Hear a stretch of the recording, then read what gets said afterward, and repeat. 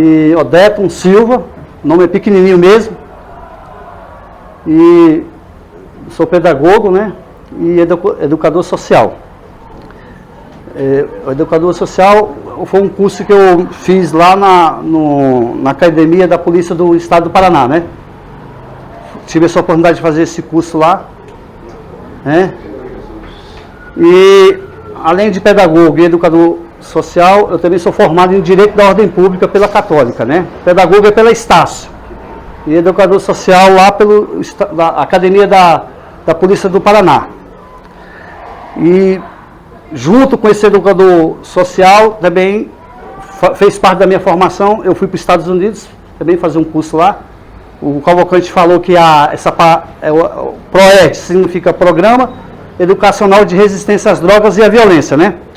Esse programa ele se originou do DERE América, é o nome do programa lá nos Estados Unidos. Quem criou esse programa? Foi uma professora, 1982, o nome dela Ruth Ricker. Então ela tinha uns amigos policiais que trabalhavam na SWAT, né, da polícia de Los Angeles. Eu não sei se vocês já assistiram aquele filme Loucademia de Polícia. Quem já assistiu? Aquele filme mais antigo. Tem um determinado momento lá, eles lá na sala, tendo instrução, você vê a palavra DARE lá, vê o desenho do leão, é porque fica no quadro lá, dá para perceber, né? Então é um programa que começou nos Estados Unidos e se espalhou para mais de 50 países. No Brasil chegou em 1992 na cidade do Rio de Janeiro, em Brasília em 98. E eu sou da primeira turma de Brasília, quando começou, né? Um dos primeiros a começar esse trabalho. Então, na época foi feito um estudo lá nos Estados Unidos, e aí viu que, através desse estudo, muitos jovens, muitos adolescentes, muitas crianças estavam se envolvendo com o mundo das drogas e da criminalidade, né? E aí a professora, como ela tinha uma amizade com esse policial, e ela conversou, né, o que a gente poderia fazer para ajudar os nossos jovens, nossos adolescentes, né, nossas crianças, a não trilhar o caminho das drogas. E aí, junto com essa professora, ela era pedagoga e psicopedagoga, e junto com o policial, aí tiveram a ideia, aí criaram o DARE em inglês, né? Essa palavra DARE as 4 palavrinhas, DARE, né? D-A-R-E, significa Drug, Abuse, Resistation, Education, em português. Droga, abusar, não. Educar para resistir. Então, essa foi a ideia. E o único lugar do mundo que foi traduzido para a PROERD foi no Brasil. Foi traduzido para o português, né? Dessa maneira. E os outros países, tudinho, eles usam a mesma sigla, DERE América, né? Então, esse trabalho de prevenção, hoje nós vamos falar um pouquinho sobre a questão da prevenção. Eu não vou usar imagens chocantes, né? Na realidade, esse trabalho que eu trabalhei tanto com criança, quanto pré-adolescente, quanto também com jovens, né, no ensino médio, e também trabalhei com pais. Então, esse curso ele foi ministrado para pais. O que eu vou compartilhar hoje aqui é algumas coisas que eu peguei, bem importante, do curso de pais, mas voltado para a prevenção. Na verdade, é um trabalho de 5 encontros, esse trabalho que eu desenvolvia, né? Hoje eu não desenvolvo mais, que eu estou na vida da igreja, né? Aposentei, não sei se os irmãos vão me utilizar mais vezes, né? Mas, porque a ideia da professora era desenvolver, como se fosse um triângulo, né? Polícia, família e escola. Então a polícia, ela tem, hoje, o policial hoje, ele é, além de ser um policial, de correr atrás de traficante, de prender, aquele negócio todinho, a repressão, ele é um educador também, ele é considerado um educador, só que um educador social, né? A escola também tem o seu papel de educação, e hoje nós vamos ver mais a função da família, porque na verdade a verdadeira prevenção, existe vários tipos de prevenção, né? Por exemplo, na verdade não deveria nem eu estar na escola, nem o policial deveria ir na escola, né? E também a escola não tem essa função de educar da maneira que eu vou falar aqui, né? Então muitas coisas foram transferidas, jogadas a responsabilidade para o pastor da igreja, ou para a igreja, ou para o padre, sei lá, ou para o professor e também para o policial. Na realidade, a melhor prevenção ela começa em casa, na família, né? É onde está a chave de todo o segredo, o que eu vou compartilhar hoje aqui. Essa palestra aqui ela é inédita, não existe em lugar nenhum, eu montei exclusivamente aqui para o Expo Livro, tá? É a primeira vez que eu estou ministrando, né? Glória a Deus. Então nós vamos conversar, tá bom? Então hoje eu vou só conversar com vocês aqui, né, uma conversa sobre drogas, algumas coisas para a gente refletir um pouquinho. Essas informações aqui, por um lado, ela serve para nós, né, para nos ajudar, né, e também essas informações servem também para vocês ajudarem outras pessoas também que às vezes podem estar passando por alguma dificuldade nessa questão, né? Não é um assunto fácil, é um tema chato, né? E é um tema também que eu não vou apresentar aqui uma receita mágica, não existe receita mágica. O que eu vou apresentar aqui são sugestões de psicólogos, de pedagogos, de religiosos, de especialistas, né? São sugestões.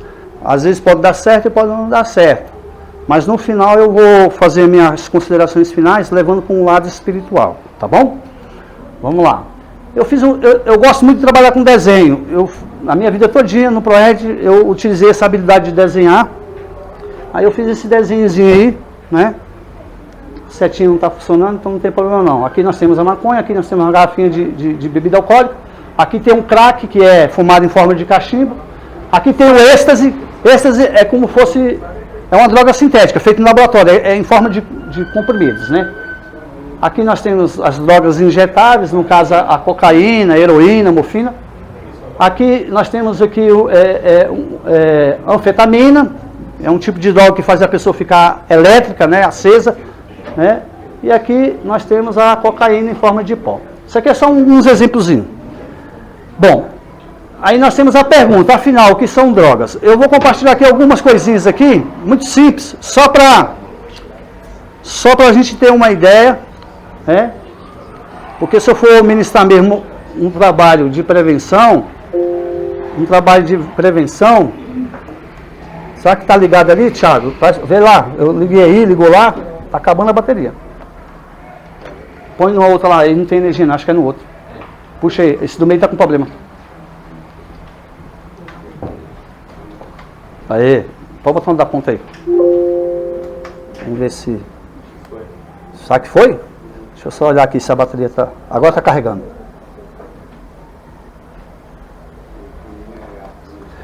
Bom, afinal, o que são drogas? Como eu estava falando agora. Se fosse realmente passar o conteúdo todo, é muita informação. Tem muita informação sobre a questão das drogas, a história das drogas. Se eu for falar, por exemplo, do cigarro, já é uma palestra tremenda. Se eu for falar só sobre a bebida alcoólica, na realidade existe mais de 100 tipos de drogas, né? Se eu fosse falar, é muita informação aqui, eu vou, assim, trabalhar com alguns conceitos aqui, só para a gente refletir, tá bom? Primeiro, o conceito dessa palavrinha droga. Tem vários conceitos, muitos conceitos. Tem um conceito nosso do ProEd, né? Tem um conceito no dicionário, aquele negócio todinho. Mas a palavra droga, antigamente, ela tinha sinônimo de coisa boa. Ela vem do holandês antigo, que significa drogue. O que significa drogue? Folha seca. Porque antigamente os remédios, eles eram feitos à base de plantas, né? No grego, significa parmaqueia. Essa palavra parmaqueia é farmácia. Então, nós vemos ali, tem uma farmácia ali, tem uma drogaria, né? Em vários lugares, né? Então, essa palavra drogaria, farmácia, ela se originou da palavra do grego, tá ok?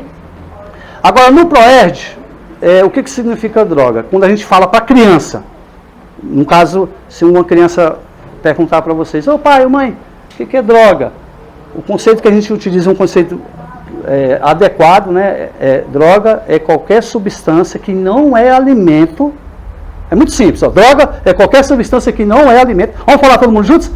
Droga é qualquer substância que não é alimento. Que prejudica a mente e o corpo. Que prejudica a mente e o corpo. Então esse é o conceito que a gente fala para as crianças. Então já guarde isso aí. Eu acho que todo mundo pegou, né? Beleza? Então vamos lá, vamos continuar. Bom, No Brasil, as drogas elas são classificadas de duas maneiras, lícitas e ilícitas. As ilícitas são as drogas permitidas para maiores de 18 anos. Só que quando a gente olha para a realidade, muita gente que não é maior de 18 anos acaba consumindo drogas, né? No caso, remédio, no caso, a bebida alcoólica, né? Então essas drogas elas são permitidas, o cigarro, né? Que são drogas lícitas, né? Que são consideradas lícitas.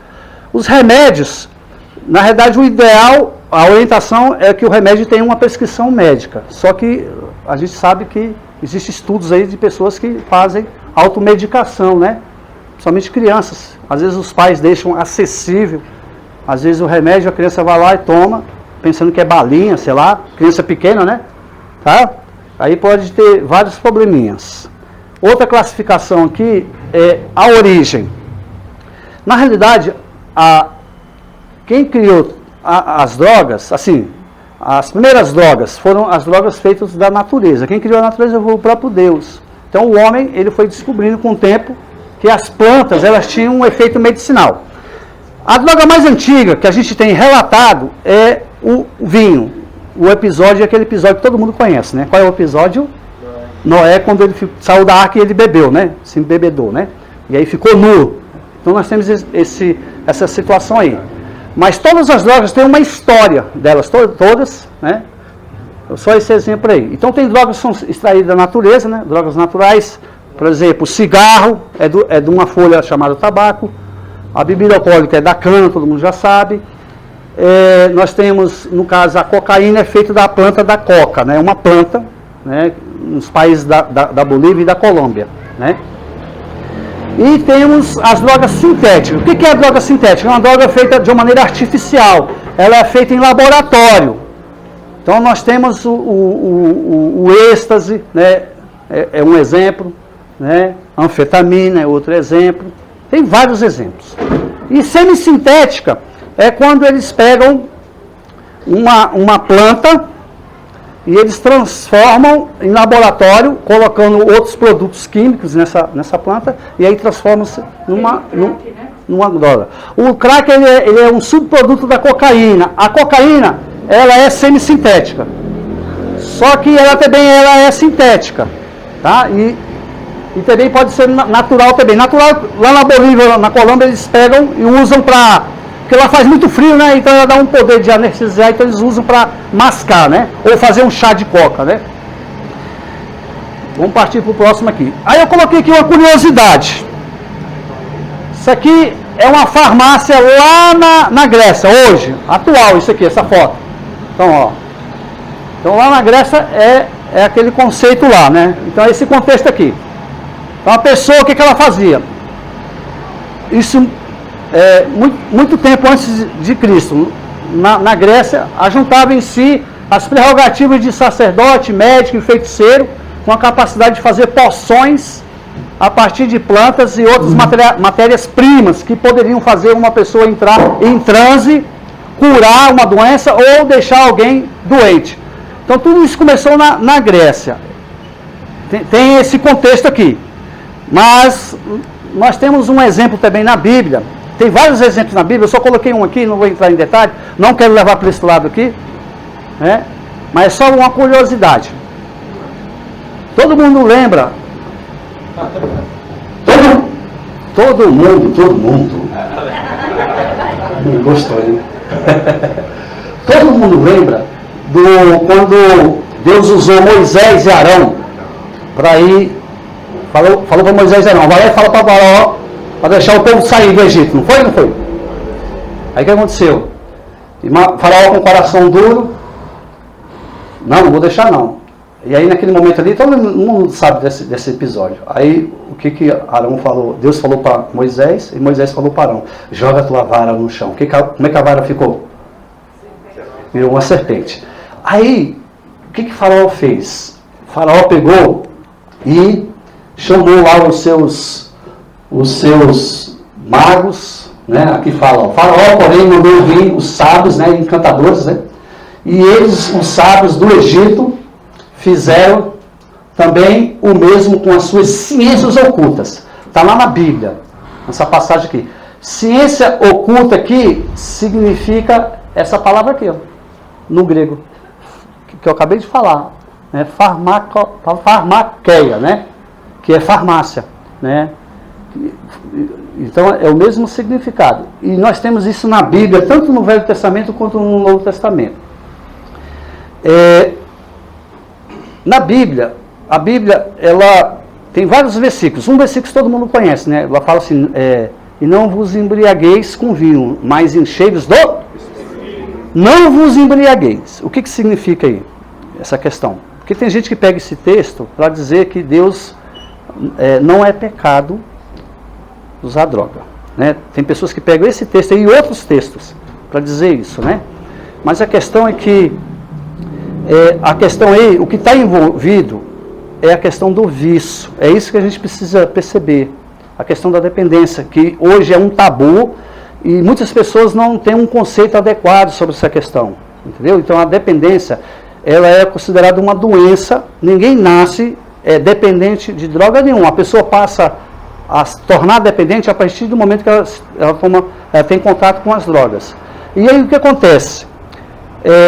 Nem todas as pessoas que usam drogas vão se tornar dependentes. E tem pessoas que, se tiver contato com droga, ele vai se tornar dependente, vai instalar a dependência. E quando instala a dependência, inclusive é um CID pela Organização Mundial da Saúde, a dependência química, pode ser de qualquer droga, pode ser de remédio, pode ser das drogas, no caso, essas drogas, cigarro, bebida alcoólica e outras drogas aí, como cocaína, maconha, etc. Então, não tem cura, né? Então, o que acontece? A gente precisa ter esse entendimento, né, com relação a isso. É a questão do vício. Então, Deus, porque o nosso corpo é como fosse algo, é como fosse um templo, algo santo. Mesmo que uma pessoa ela esteja no mundo e não tenha um Senhor, ou tenha um Senhor, para Deus, Deus ele criou o homem para ser como fosse um santuário. O homem não foi criado para colocar droga dentro do seu corpo, certo? Então, quando Deus criou o homem, Deus não criou o homem para isso. Então, quando uma pessoa ela coloca droga para dentro dela, é o que esse versículo lá de Efésios 5,18 fala, né? Que todo mundo conhece aí, alguns, né? Não vos embriagueis, mas enchei-vos do Espírito Santo. Se embriagar está relacionado com a questão do vício. Então, uma pessoa, quando ela se envolve com as drogas, não é só ela que sofre, ela causa sofrimento em todas as pessoas. Então, tanto o usuário ele sofre, quanto a família sofre, todas as pessoas sofrem. Hoje, a maioria dos atos violentos que a gente vê aqui no Valparaíso, que a gente vê aqui no entorno, vê no Brasil todo, no mundo todo, a maioria dos atos de violência estão relacionados com as drogas, tá ok? Vamos partir para o próximo aqui. Bom, aqui nós vamos ver que todas as drogas, quando a pessoa usa drogas, existe mais de 100 tipos de droga, que eu falei, né? E outras drogas que se derivam de outras, como um aí falou do crack. Além do crack tem o oxi também, né? Que é um subproduto também da cocaína. Tem a merla, que é da cocaína. Então, quando a pessoa usa droga, o que acontece? Todas as drogas, através da corrente sanguínea, vão parar onde? No cérebro. E vai afetar o cérebro, o sistema nervoso central, de 3 maneiras. Ou vai diminuir, as que diminuem são chamadas depressoras. Ou vai estimular, o próprio nome já diz, para estimular, acelerar. Depressora, deprimir, né? Vai diminuir. E perturbadoras, vai alterar, vai causar uma confusão, vai causar alucinações. Então, até os remédios, quando a pessoa, não tem lá na bula do remédio o efeito colateral? Então, os efeitos colaterais mostram qual o tipo de efeito colateral que a pessoa tem. A pessoa pode ficar meio sonolenta, a pessoa pode ficar mais acelerada, né, batimento cardíaco, né, ou a pessoa também ela pode ficar meio confusa, no caso aqui as drogas alteram. Eu coloquei uns exemplos ali, mas não vou entrar muito no detalhe não, tá? Mas todas as drogas, elas podem afetar o sistema nervoso central, tá bom? Vamos partir para o próximo aqui. Aqui eu coloquei aqui algumas pesquisas, eu não quis colocar várias pesquisas, existem inúmeras pesquisas, Essas informações que eu estou passando aqui para vocês, elas são, existem estudiosos, né, nessa questão das drogas, e no Brasil, foi constatado no Brasil que o consumo de droga diminuiu. Por exemplo, cigarro, eu coloquei o desenho aqui, ó, cigarro e bebida alcoólica, caiu para 12 anos. Então, os adolescentes de 12 anos estão experimentando bebida alcoólica e estão fumando. Estão consumindo droga mais cedo. Existem pesquisas atuais, isso aqui eu montei de acordo com a pesquisa. No caso, maconha e cocaína, 14, 15 anos. Tá? 14, 15 anos. Tá? Os jovens estão tendo acesso a esse tipo de droga. E no caso aqui, a infância é abaixo de 11 anos para baixo. Crianças estão tendo acesso a remédio, né? E também esse tipo de droga aqui, que é chamado de inalante, ou solvente, que é álcool, é tudo que tem um cheiro forte. Por exemplo, o álcool tem um cheiro agradável, já a gasolina não, tem um cheiro desagradável, né? Aí tem tina, éter, benzina, tem cheirinho da loló, lança perfume, eu não coloquei aqui, mas tem N's. Então, esse é um tipo de droga que crianças pequenas mesmo, de 11, 10, 8, 9, 10 anos. Eu tive uma experiência lá no Gama, quando eu estava trabalhando, uma senhora pegou e falou assim, ô policial, eu estava no posto. Vamos ali. Aí eu fui. Não tem esses meninos de rua que moram na rua, que fica ali consumindo droga e tudo? Aí o menino estava, antigamente tinha uma caixa econômica ali, aquela antiga caixa econômica. Aí tinha uns, lá no Gama, no setor central ali, aí tinha um lugar lá onde tinha uns transformadores, que negócio todinho, aí eles botavam um papelão para dormir, porque subiu o vapor quente, né? Quando eu cheguei lá, o menino estava com um papelãozinho tampando a cara assim, meio tampando a cara, só que eu vi que ele estava com um saquinho de cola. Ele dormiu e a cola foi esparramando, tampou o nariz dele, tudinho a boca dele, e ele morreu asfixiado, né? Eu vou pegar só esse exemplo aqui. Se um adolescente, se uma criança começar a usar isso aqui, existem estudos, né, que ela pode, o uso prolongado durante 6 meses, ela pode ter os mesmos sintomas do mal de Alzheimer, entendeu? Então existem estudos. Para cada droga dessa aqui, existem estudos de toda maneira, tá? Bom, porque eu coloquei isso aqui só para a gente ter uma ideia, que a droga, ela hoje, por exemplo, eu fui ali na padaria tomar café, né, e comprar o pão de queijo.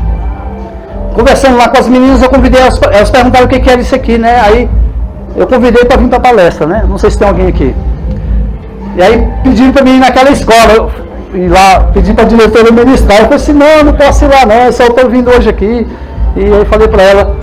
Aí ela falou que tem gente traficando droga dentro da escola. Então hoje, antigamente a droga estava fora da escola. Hoje a droga está muito próxima. Hoje, para um jovem, um adolescente, ele se envolver com droga está muito fácil. Lá no Gama, eu fui convidado para desenvolver um trabalho no ensino fundamental lá, e a diretora falou assim, Alberto, nós estamos desconfiados que estão traficando droga dentro da escola. E aí, eu era do batalhão escolar, aí o que fizeram?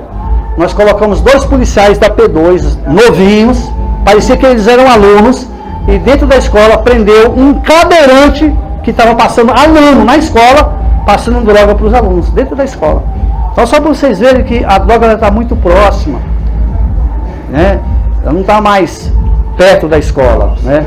Tá dentro da escola. Você vê, a menina deu esse relato agora ali. Bom, agora o que é assustador? Eu coloquei, isso aqui é recente. Pensar que no Brasil 22% dos adolescentes experimentaram drogas. Isso é algo assustador, muito grande. Experimentaram drogas alguma vez na vida. E aí tem essa média aqui, ó. Na média, 1 em cada 4 já experimentou algum tipo de droga na vida. Isso aqui é assustador, né? Então isso aqui é só para dar uma ideia para o que eu vou falar mais na frente aqui para vocês, tá bom? Vocês estão compreendendo? Eu montei isso aqui, como eu falei, eu gosto de trabalhar com desenhos, com imagem. Tá dando para ver aí todo mundo aqui? O que nós temos aqui? Quem vocês acham que é essa aqui? Professora, né? Tá aqui. E aqui tem um grupo, né? Alguns amigos, né? Fatores do consumo de drogas. Eu poderia colocar aqui muitos fatores, existem vários fatores. Mas hoje, como eu vou ser bem fiel à questão do título da nossa palestra, que é prevenir. Então, eu vou começar falando aqui pelo primeiro aqui, ó. Pressão familiar, ok? A família aqui tá... Vocês acham que a família está feliz aqui? Está feliz? Está feliz, está todo mundo feliz, né? Está feliz, está todo mundo feliz, olha. É? Olha lá, tá rindo, tá normal aqui, tá ou não tá?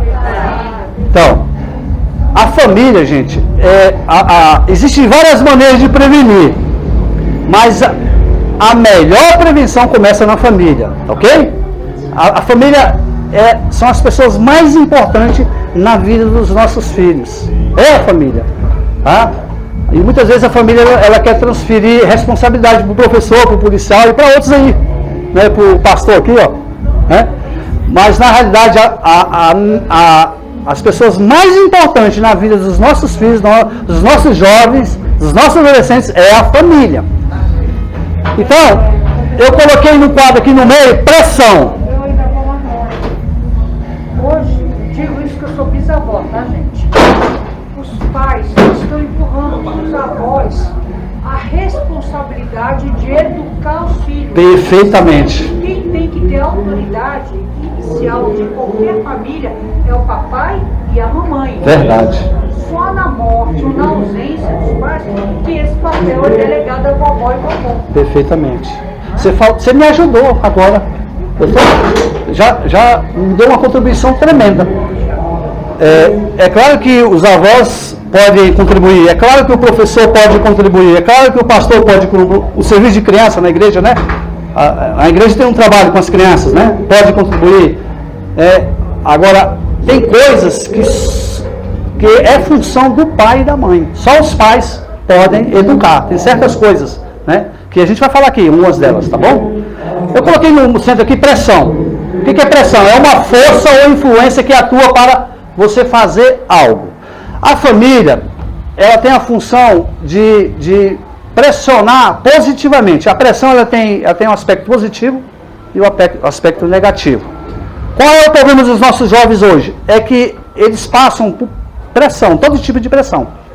Hoje a pressão ela está muito forte. Hoje, para empurrar um adolescente, um jovem para a droga, é a coisa mais fácil do mundo. Quando o pai ele chega e fala, ó, hoje você está de castigo, porque você não fez o dever de casa, isso é uma pressão.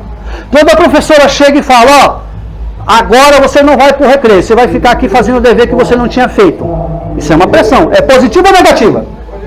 Positiva. Quando o policial chega e adverte um adolescente, um jovem, uma criança, é uma pressão positiva ou negativa? Positiva. Quando uma verdadeira amizade, um verdadeiro amigo chega e fala assim, ó, não faz isso não.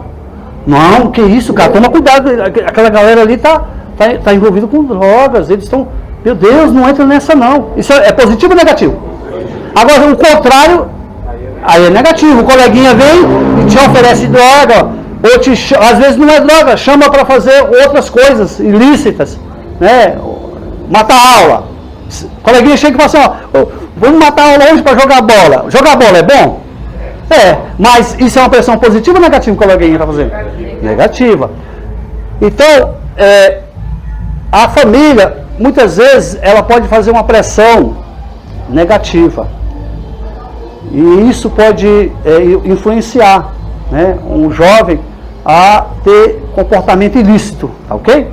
Bom, aqui nós vamos ver um outro ponto aqui, essa de baixo aqui, a pressão pessoal. Então tem a pressão familiar, que pode ser positiva ou negativa. Tem a pressão pessoal. A pressão pessoal aqui tem a ver com a curiosidade. E não só a curiosidade. Os nossos jovens hoje, eles têm muita dificuldade, os nossos adolescentes e nossas crianças, principalmente quando chega na fase de 11 anos de idade. A partir dos 11 anos de idade, pré-adolescente. Entre 10, 11, 9, 10, 11, pré-adolescente. A partir dos 12 já é adolescente.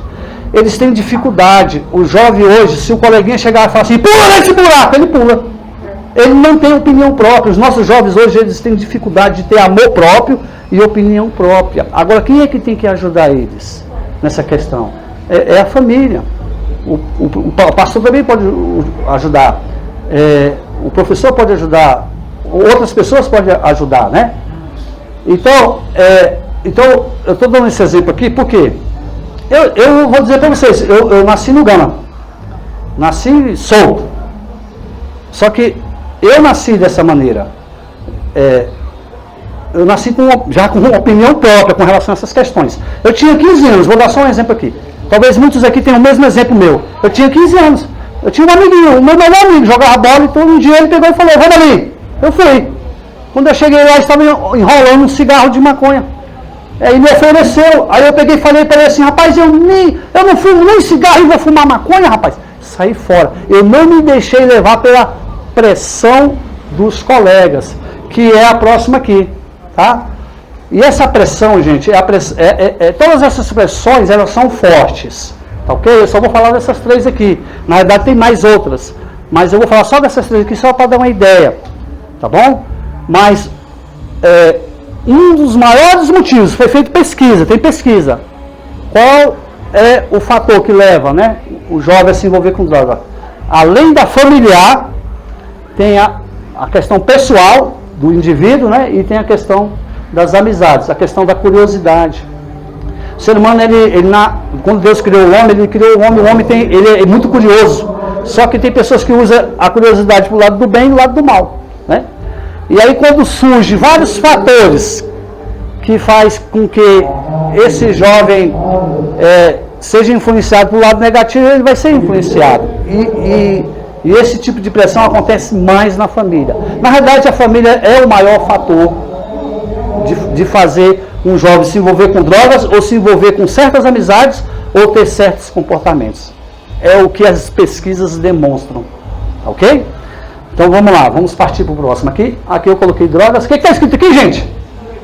Legal é prevenir. Todo mundo junto, Serafim também. Legal é prevenir. É prevenir. Aí, o que significa essa palavra prevenir? Tá aqui, significa preparar, chegar antes de, evitar, impedir que algo aconteça. E o que eu estou fazendo hoje aqui? Eu estou desenvolvendo um trabalho de prevenção. Na verdade, eu sou especialista nas três áreas. Mas das três, prevenção, repreensão e redução de danos. São essas três áreas que existem, tá? Prevenção nós já estamos vendo ali.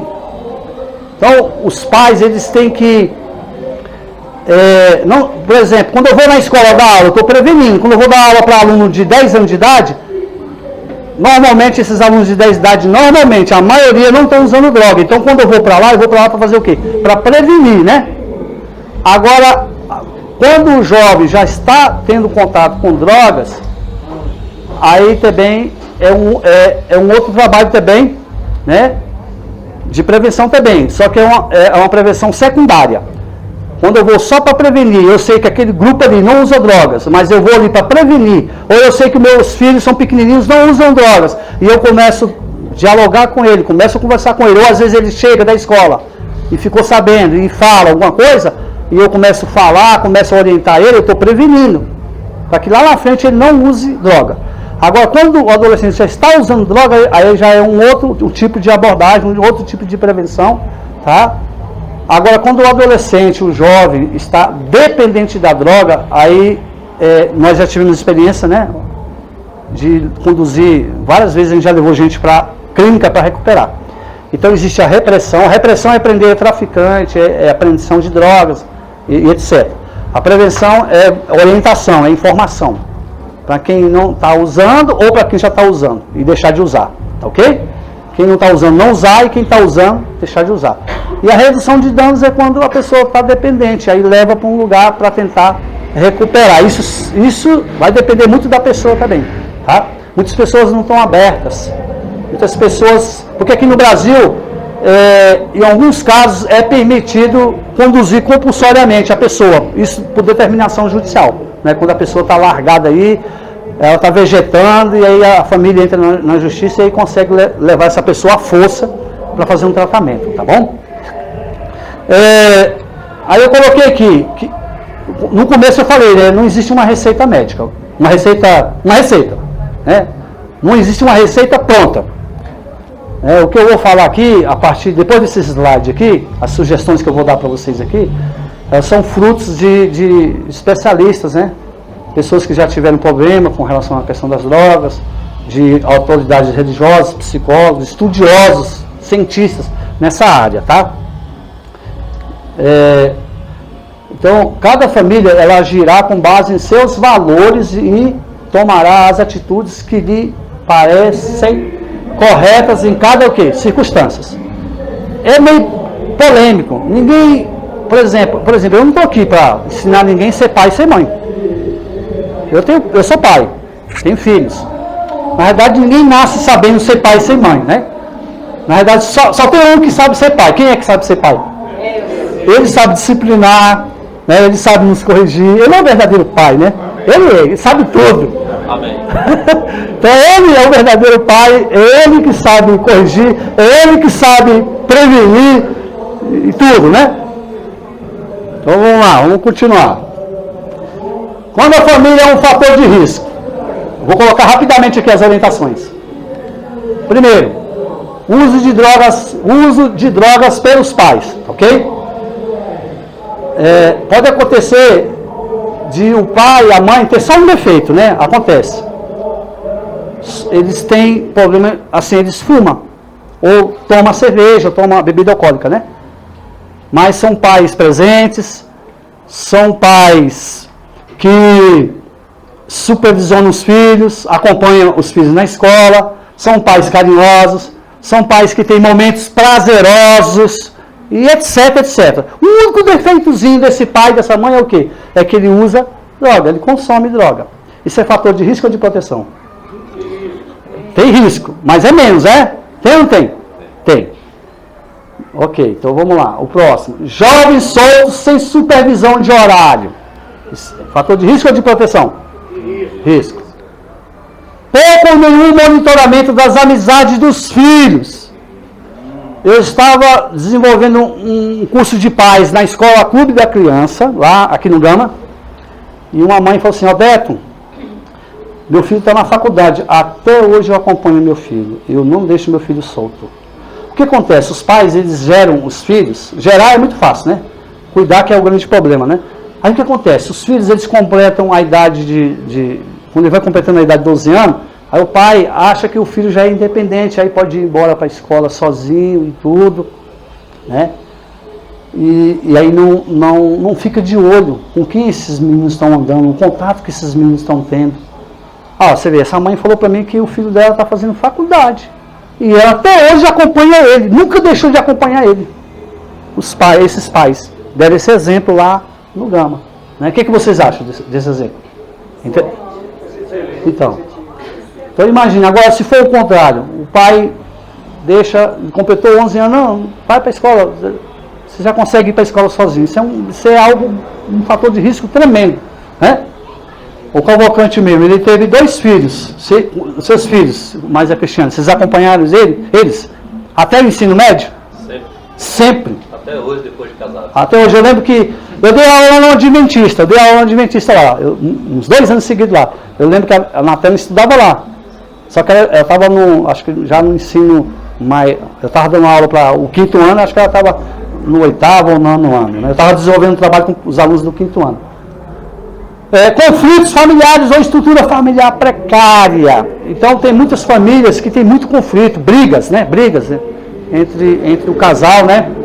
E isso quando a criança vê, um adolescente vê, isso causa uma confusão neles. E isso pode também influenciar eles, tá bom? Relacionamento fraco entre os jovens e os pais. Quando é pequenininho, né? Às vezes até desde pequenininho já cria esse relacionamento fraco, né? Ou às vezes não teve fraco quando era criança, quando chega a adolescência o pai não tem ele quebra o canal de comunicação com os filhos, né? Isso também é um fator de risco, tá ok? Bom, dificuldade dos pais em colocar limite aos filhos ou falha na sua função paterna. Eu coloquei paterna aqui, mas também pode ser o quê, Cavalcante? Materna. Mas vocês acham que o problema hoje é meio polêmico, eu vou falar aqui, mas é mais paterno ou mais materno? Os dois? Os dois, né? Vou botar o outro aqui. Pais envolvem jovens em seu uso de drogas. Acontece muito isso, gente. O pai trabalha o dia todinho, chega, aí deita na rede para assistir o jogo do Flamengo, né? Aí fala pro filho assim, filho, vai lá acender o cigarro para mim na boca do fogão. Quem já viu essa historinha? Muitas. Eu desenvolvi um projeto lá de pais, lá em São Sebastião, numa escola lá, a escola do Bosque, eu não sei se vocês já ouviram falar. Então, eu já trabalhei em São Sebastião há muitos anos. Um pai, você vê, o pai estava participando do curso de pais. Ele levantou e falou na frente de todo mundo, né? Que ele dá cerveja pro filho dele, né? Ó, de vez em quando eu deixo o meu filho experimentar a espuminha da cerveja. Senhor Jesus. E aí, Milton, como é que faz com uma situação dessa, né?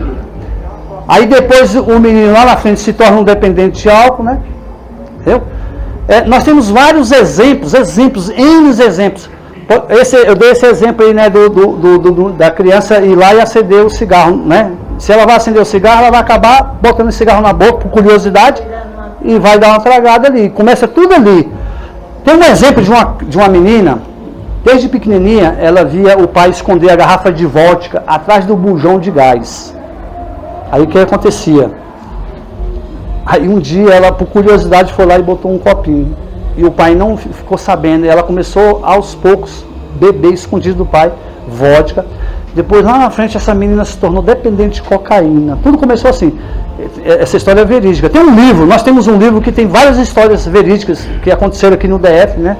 Sobre essa questão. Último aqui. Regras não tão claras em nenhuma sanção quando não são cumpridas. Então, tem que ter regras, né, na casa. O pai e a mãe têm que combinar.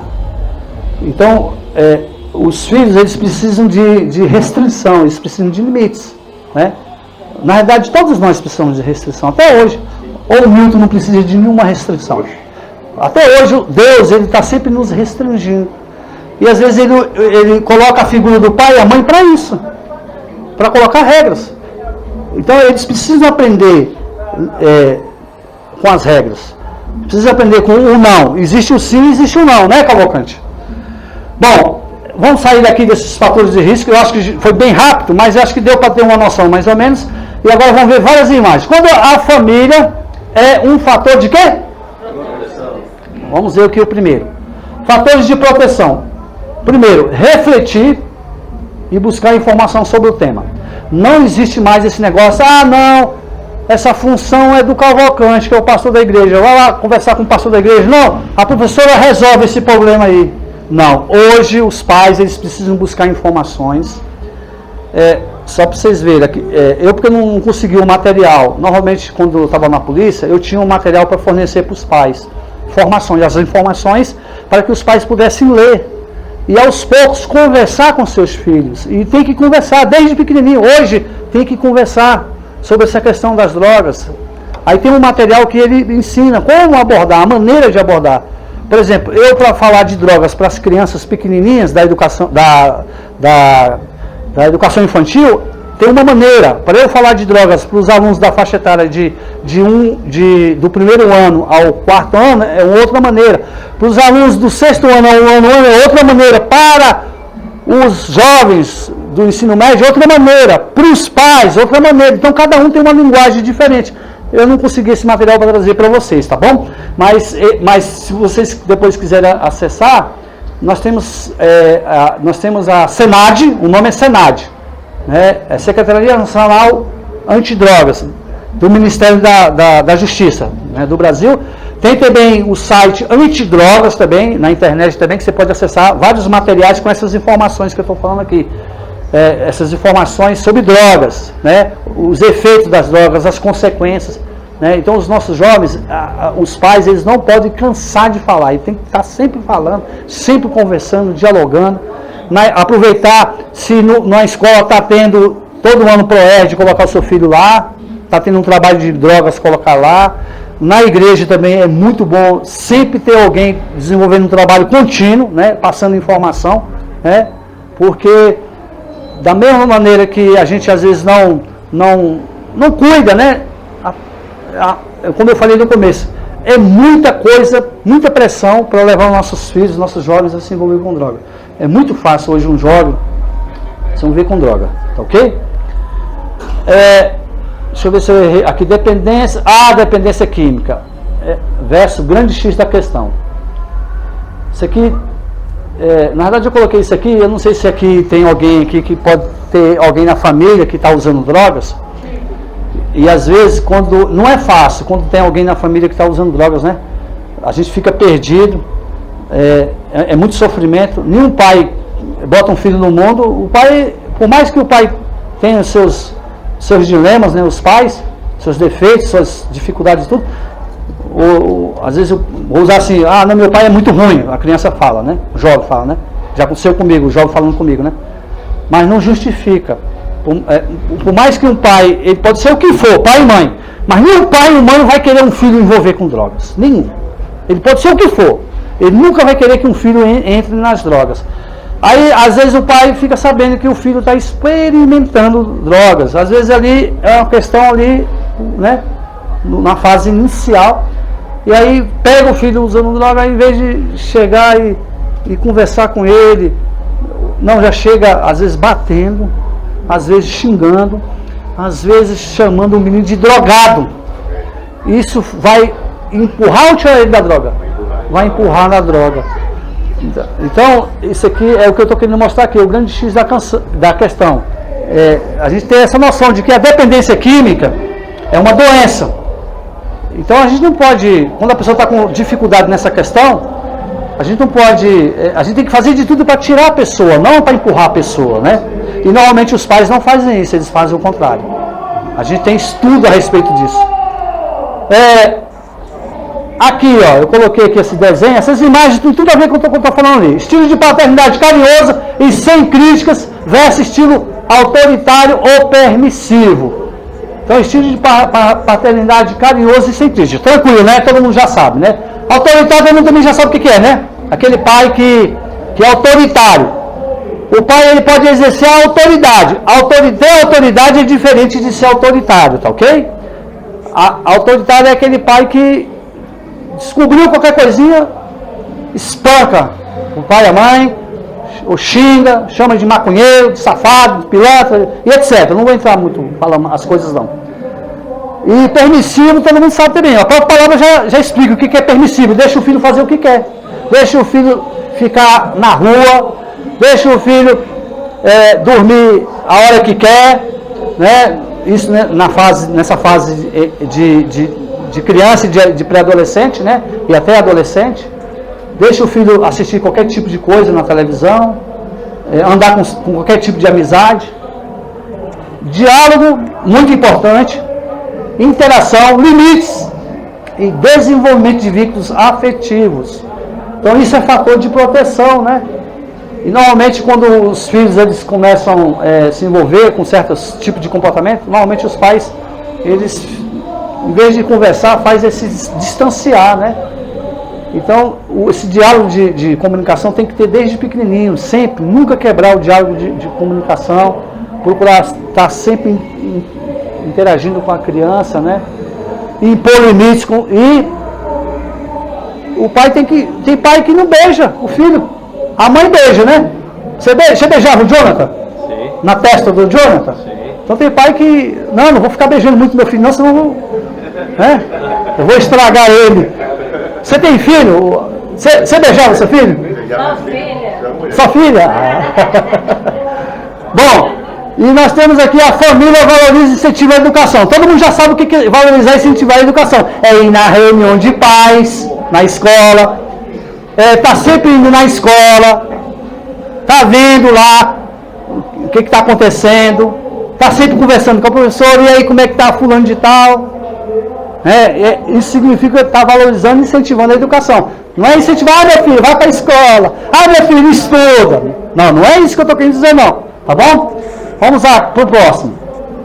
Procure ter momentos felizes com a família, como passear e ir ao cinema, né? Tem um livro do Issam Itiba, eu não sei se vocês já ouviram falar, o título do livro fala assim, Família Feliz, Filhos Felizes, é o título do livro. Nesse livro, o Issam Itiba, ele fala sobre a questão das drogas, né? Que quando a família ela tem assim, um ambiente de prazer, por que a pessoa se envolve com drogas? Porque ela está buscando também prazer. O ser humano ele foi criado para sentir prazer. E as drogas, no primeiro momento, ela dá prazer às pessoas, né? Se não desse prazer, as pessoas não usavam. Só que com o tempo, a droga ela vai dar a sensação contrária, que é a sensação do desprazer, né? Quando instala o vício. Então a pessoa ela não vai ter mais a sensação do prazer, ela vai ter a sensação do desprazer, porque ela só consegue viver se tiver droga, né? Incentivar seu filho a praticar esportes ou a participar de atividades positivas. Então, se você tem filho, tudo isso ajuda na questão de você prevenir, de aumentar a possibilidade do seu filho não usar drogas. Tudo isso que eu estou falando aqui. Então imagina, eu tenho um filho, aí eu vou para a igreja, coloco o meu filho para estar envolvido nas atividades da igreja. Aí tem aula de música, eu coloco meu filho para me envolver em música. Aí tem natação, eu coloco meu filho na natação. Tudo isso, eu lembro que na minha época, por exemplo, eu joguei muito bola, soltei muita pipa, meu pai fazia pipa para mim, meu pai fazia carrinho de rolimã para mim. Tinha quadra, né? Hoje quase não tem quadra nem nada, né? Então hoje o jovem ele não tem muita situações assim para ele estar junto com outros assim, né? Você vê que todo mundo só na internet, né? E a pessoa não procura praticar essas atividades que eu estou falando. Então o pai a mãe tem essa função de envolver os filhos, né? Em várias atividades positivas, né? Ocupar a mente. Porque tem um ditado que diz, né? Mente vazia é o quê? Sem diabo. Fatores de proteção. O último aqui, esse aqui é muito importante. E eu gostaria que todos lessem para mim. Amém? Então eu vou falar 1, 2, 3. 1, 2, 3. Incentive o seu filho a cuidar da religiosidade.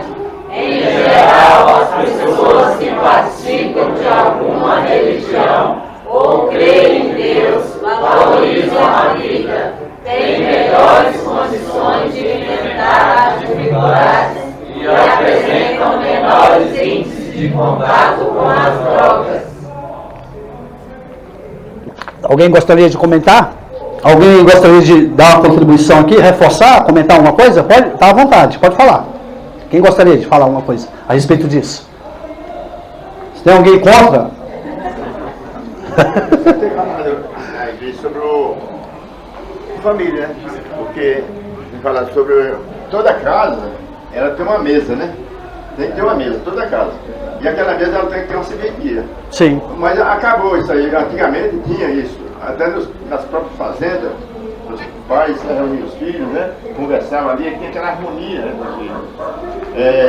Hoje, faz que vai desenvolvendo a tecnologia, a inteligência do homem vai desenvolvendo, mas parece que por outro lado vai ficando mais burro ainda. Porque vai vir por outro lado e a família dos filhos vai crescendo, vão virando, como dizia minha mãe, filho de uru. E é verdade. Cada um misturado, né? E já não tem mais controle. E a própria justiça já não dá aquele apoio ao pai de poder exortar o filho e dar. Porque o senhor fala, tem que disciplinar a vez com o cara, né? Sim. E eu disse, porque os filhos vão como falou aqui, né? Que as drogas estão entrando na próprio colégio, que era para ensinar para o bem. Sim. Está entrando ali que as polícias já não estão dando conta, né? Sim. E a polícia também não pode disciplinar. Sim. A professora não pode disciplinar, porque é o filho de fulano tal. Verdade. Né? Então, aquela mesa seria para a família se junte, o pai, a mãe, sempre com os filhos, na hora do almoço, em vez de comer saudavelmente, conversar, começa uma discussão. por qualquer coisinha, eu vou te achar para mim, você vai para lá, né? Sim. Aí, meu filho, qual é o seu coleguinha da igreja, do colégio? Eu quero conhecer ele. Perfeitamente. O que você aprendeu hoje no colégio? Sim, é isso mesmo. O que você ouviu lá? Fala para mim. É isso então, mesmo. Isso é a abertura que você tem que É um dar. canal de comunicação. É comunicação para poder cortar pela raiz. É. No começo, né, para que o filho, é como o Deuteronômio fala, né? Sim. Ensina seu filho no caminho que deve andar. Perfeitamente. Sendo velho, não esquecerão dele, né? Sim. Então, as conversações, na que a gente fala também, né? As más conversações roubam os bons costumes. Sim. Né? Então, vê o que está conversando na rodinha de amigos ali. Sim. Se é conversa saudável, se é um trazendo coisas positivas, né? Ou aquela, porque é mais fácil trazer negativas do que as positivas. Perfeitamente. Porque a positiva você tem que ter uma restrição. Sim. Ninguém quer hoje quer ser restrito. Ninguém quer ser restrito, nem pelo pai. Sim. É isso? Verdade. Mas por uma autoridade que quase não se encontra. Né? Então não jogar responsabilidade só na igreja, só no Professor? No professor. Sim. Veja o seu colega é positivo, ele não fala palavrão, ele não fala palavrão, ele ensina você um caminho. Sim. Se ele usa, como é que seus pais, o que seus pais ensinam? Então tudo isso é coisa que devemos Cultivar. Incentivar os nossos filhos. Sim, incentivar. Eu graças a Deus, já está tudo velho, né? Amém. Então, mas tudo é ensinamento. Mas você tem netinho. Nunca envelhece, né? Então tem que ensinar as netinhas agora. Fala. Lá em Manaus, eu sou de Manaus. Sim. Teve um dia que a nossa família se reuniu, festa no final de ano. Sim. Então, toda a família reunida, e eu senti assim no meu coração de tirar uma foto da família reunida. Sim. E aí, sem que eles percebessem, eu peguei e fui na cozinha do apartamento e de longe eu tirei a foto. Tava a esposa, tava a neto, tava a sobrinho, todo mundo ligado no celular. Sim. Sem diálogo algum. Oh, sim. E aí eu, depois, na hora após a ceia, na hora que nós estávamos saindo, eu tirei uma outra foto. Sim. E apresentei para eles. Eu disse, olha, o que é a família de antigamente, aonde se sentava à mesa, aonde tinha um diálogo, Sim. aonde tinha aquele sentido de amor para ser expressado por cada um. Sim. E olha a tecnologia atrapalhando o sentido do amor familiar. Sim. De que forma? Não tem um diálogo e estão aprisionada no seu interesse ali na tecnologia em diversos assuntos. Sim. Então é onde o amor está se perdendo através da tecnologia. E nós pais, avós, mães, tem que ter essa preocupação de resgatar o amor da família. Sim. Acompanhar a tecnologia, mas também envolvendo o interesse e mostrando que o amor tem que prevalecer no meio da família. Sim. Porque o amor de muitos está se esfriando. Sim. Está se esfriando por quê? Porque sem que a gente perceba, a gente acha que a tecnologia ela é boa, ela é excelente, Sim. mas a gente tem que ter um cuidado tão grande, porque isso vai afastando a união, o interesse familiar vai se perdendo. E aonde que tantas coisas ruins infiltraram no meio da família. Sim. Então, quer dizer, a gente tem que ter esse cuidado e voltar, não que a gente volte lá para o passado, mas ter o princípio, que a família é tudo, mas acima de tudo o diálogo. Sim. E não permitir que a tecnologia venha deixar cada qual, como diz um ditado, no seu quadrado. Verdade. Todo mundo aí, isso torna-se uma família individualista. Sim. Então, família, Deus não chamou a gente para ser individualista, mas para a gente viver em união, Sim. em conversação, Sim. em entendimento. Sim. Amém? Tudo que você falou e o irmão Nilton falou se chama cultivar bons hábitos. Ou restaurar os bons hábitos que se perderam, né? Como você falou aí, né? O Milton falou do cultivar e você restaurar, né? Vou resumir dessa maneira, ele e você, né? Bom, então eu vou concluir, fiz aqui, agora eu coloquei aqui um versículo da Bíblia, né? Atos capítulo 24, versículo 16. O que diz aqui? Consciência pura diante de Deus e dos homens. Então eu coloquei ali, ó, somente através da graça redentora de Cristo é que se pode viver sem drogas ou qualquer tipo de vício, sem ofender, que ofenda aos homens e a Deus. Então, no começo eu falei não vos embriagueis, né? Mas não vos embriagueis com vinho, né? Eu estou querendo dizer o quê? A questão do vício. Então, as drogas, ela podem tanto prejudicar o homem e também pode prejudicar a Deus. Deus, Ele nos criou o nosso corpo como um vaso, né? Um vaso, um templo, né? Um templo santo. Então, quando uma pessoa ela bota essas coisas para dentro do corpo dela, por um lado, Deus ele se sente ofendido. Agora, só que também não é porque o usuário de droga normalmente ele já desenvolveu um trabalho que o adolescente falava assim: ah, não, sargento Oderton, a droga eu compro com meu dinheiro, o corpo é meu, eu faço o que eu quiser, entendeu? Então eles falavam isso para mim. Só que nós temos essa função de chegar e falar, mostrar para eles que todos nós sofremos. E não é só nós que sofremos. A Bíblia diz que Deus também sofre. Né? Agora, se acontecer, né, aí é o próximo ponto aqui, porque eu não sei aqui, as pessoas todos que estão aqui, alguns eu conheço, né? Talvez todos aqui conheçam alguém que está tendo alguma dificuldade com relação a essa questão das drogas, ou filho de alguém, ou criança, ou pré-adolescente, ou adolescente. Aí eu coloquei aqui minhas considerações finais. Caso você tenha problema com drogas, ou conviva com algum vício em sua família, o que pode acontecer? O Todo-Poderoso pode fazer o quê? Libertá-lo. Pode libertá-lo. E agora mesmo. Então, somente a graça redentora de Cristo que pode nos levar a não se envolver com drogas. E caso se envolva com drogas, também somente a graça redentora. É uma situação meio complicada.